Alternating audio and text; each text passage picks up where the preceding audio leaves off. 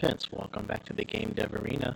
We are on day 15 of trying to get a MOBA demo created. Today I was working on character movement and interacting with the environment that I have here, mainly with the grass texture and the walking path. So as we can see, we got my stage here. So obviously the walking path is going to be the lighter green portion of the stage, while the grass part would be the darker green part of the stage. Not sure what I'm gonna do in terms of the walking path and grass.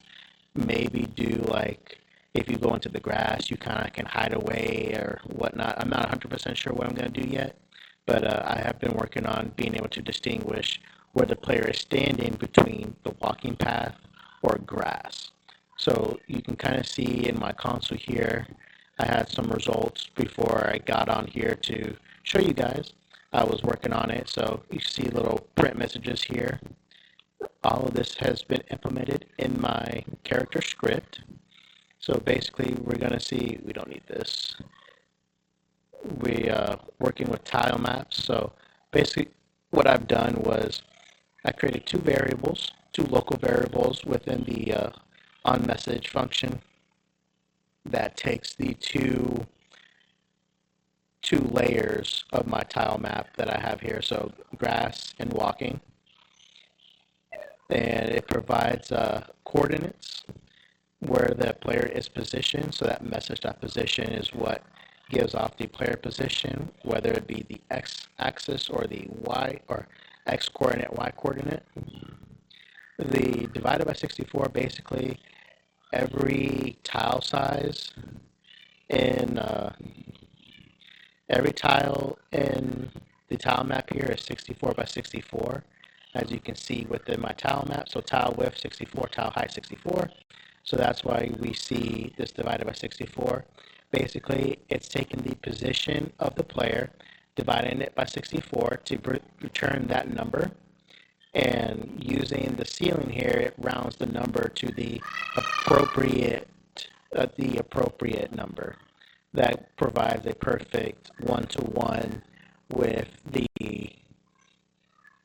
stage coordinate, so the tile map coordinate. So like if we went here, so 103 and 27 would, once the player hits 103, 27 on in the game world, it should pop up as saying walking path here. So let's go in and kind of show you what I'm talking about here. So actually, let's see. So before I do that, let me speed up the character just so we can get to that 103 and 27 mark. So let's go not 100, 1000. Okay, so we're gonna kick them up to 1000, and like I said, with the tile map, we're gonna get to 103 and 27 on the map. So right in the very corner before we start getting into grass for the character. He starts here. Actually, you know, we'll even move the character over there just to make it quicker. Just so you kind of get a quick idea of what I'm working on right now. Like I said, I don't know what I'm gonna do in terms of maybe make it like a hazard, or maybe I'm just not 100% sure how I want to implement it. So let's see. So you can see walking path right there. We're gonna bring the character right there, and we still see walking path.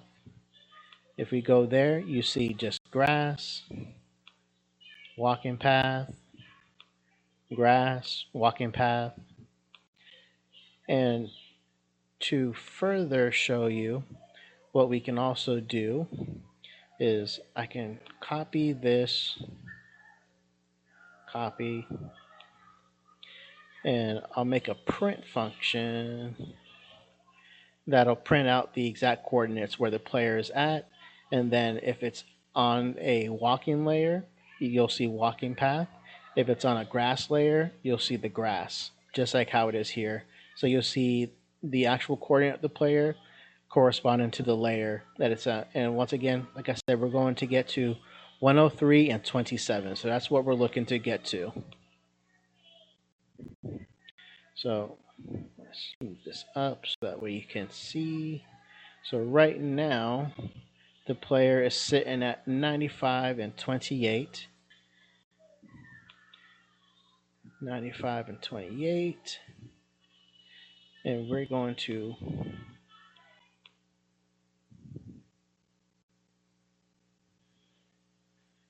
let's see.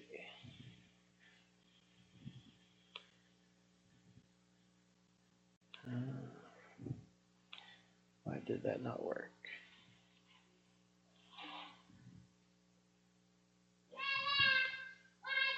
Oh no, it did work. So you can see 103.27. Apologies if you heard my daughter. But you'll see 103.27 here corresponding to the walking path. Okay, 1 second. Let me finish this. Go back. Go. Go back and watch Team Umizoomi.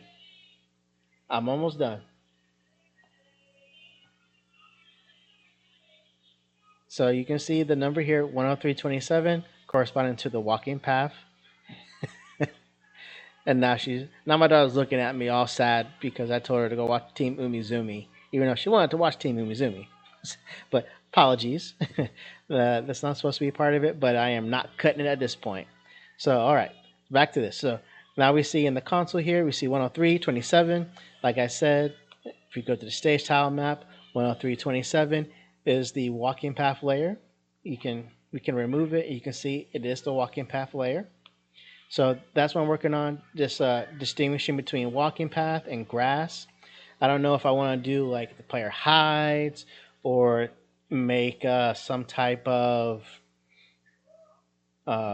either like a boon, something that gives the player some type of stat boost or stat decrease. So what is that? Boon and something else. But either way, I'm still trying to figure out if you all have any ideas of what you would prefer to see. You can leave a comment, and I'll definitely take that into account and see if I can get it implemented.